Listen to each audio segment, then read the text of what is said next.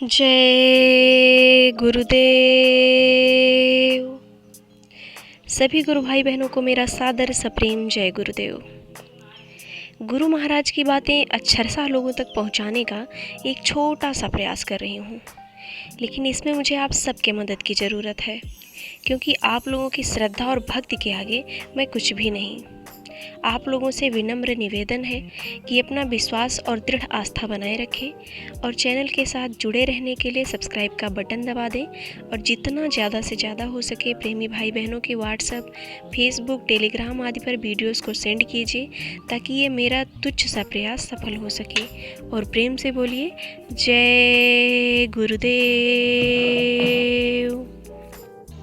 गुरु महाराज ने एक सेठ और एक राजा की कहानी सुनाई थी।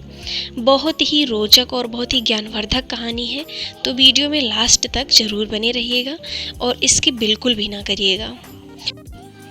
गुरु महाराज ने सुनाया कि एक राजा के राज्य में एक सेठ रहता था। उसके पास अपार धन था। एक समय राजा ने सेठ को बुलवाया। राजा सेठ से मिलकर बहुत खुश हुआ और वह बोला कि तुम मेरे महल में रोज आया करो।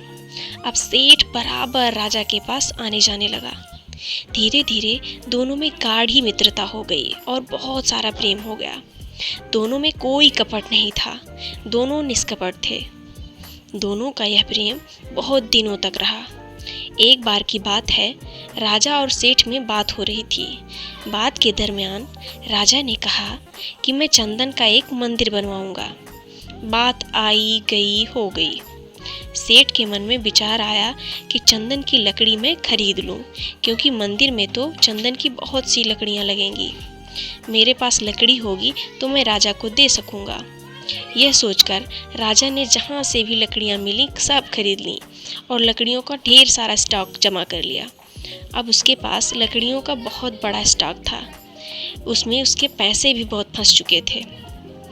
इधर राजा ने दोबारा कभी मंदिर की बात तक नहीं की। अब सेठ को गहरा सदमा लगा।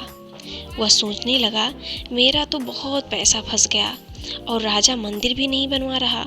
इस बात को लेकर उसके मन में दरार भी पड़ गई। मन में जैसे भाव उपजते हैं, व्यक्ति का बोल और व्यवहार भी वैसा ही बन जाता है। इस कारण राजा को सेठ का भाव समझने में देर नहीं लगी और अब वे दोनों एक दूसरे के जानी दुश्मन बन गए।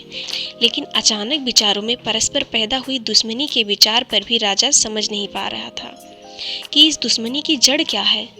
पहले राजा की अपनी बुद्धि जब काम नहीं करती थी, तब वह उस समय किसी जानकार महात्मा के पास चला जाया करता था। वहाँ उसकी समस्या का निदान मिल जाया करता था। सो वह राजा एक महात्मा के पास चला गया। राजा ने सेठ की सारी बात महात्मा से बताई और पूछा कि हम दोनों में यह दरार क्यों पड़ी है, ऐसा हुआ क्यों।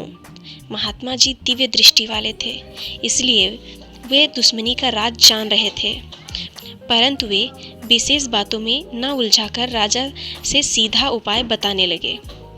उन्होंने कहा कि राजन, तुम चंदन का एक मंदिर बनवाओ, लोग तुम्हें बहुत दिनों तक याद रखेंगे। ऐसा भव्य मंदिर बनवाओ। अब राजा ने घोषणा कर दी कि चंदन का मंदिर बनवाऊंगा। चंदन का लकड़ी लेने के लिए राजा के आदमी चल पड़े, तो लकड़ी केवल सेठ के यहाँ मिली। मंदिर का काम शुरू हो गया। इतनी लकड़ी लगी कि सेठ की सारी लकड़ियां मंदिर में काम आ गईं। अब मंदिर तैयार हो गया। अब इधर सेठ जी का भी सारा फंसा पैसा वापस आ गया। अब सेठ की सारी चिंता दूर हो गई।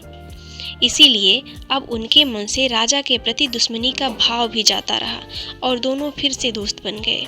राजा को महात्मा ने समझाया कि देखो, यह माया की छाया है, निष्कपट रहो, कोई दुराव छिपाव न हो तो दोस्ती निभ जाती है। नहीं तो ये माया दोस्त दोस्त को अलग कर दे, मित्र मित्र, सहेली सहेली, नाते रिश्ते में खटाव पैदा कर देती है। पैसा मिल जाए, हिसाब पूरा हो जाए तो सब दुश्मनी खत्म हो जाती है। स्वामी जी महाराज कहा करते थे कि देखो, इसी पैसे की वजह से दोनों के बीच कितनी दरार पड़ गई। मंदिर तो कर्जे को अदा करने का एक आधार था। सच्चे महात्मा कर्मों का लेन देन चुकाने के लिए कोई आधार खड़ा कर देते हैं। इसमें देने वाले का देना और लेने वाले का लेना पूरा हो जाता है। यह सूक्ष्म विज्ञान आपको क्या पता। अब देखो, महात्मा थे तो दोनों का झगड़ा कैसे खत्म कर दिया और फिर दोनों कैसे मिल गए। इसीलिए कभी महात्माओं को कम नहीं आंकना चाहिए।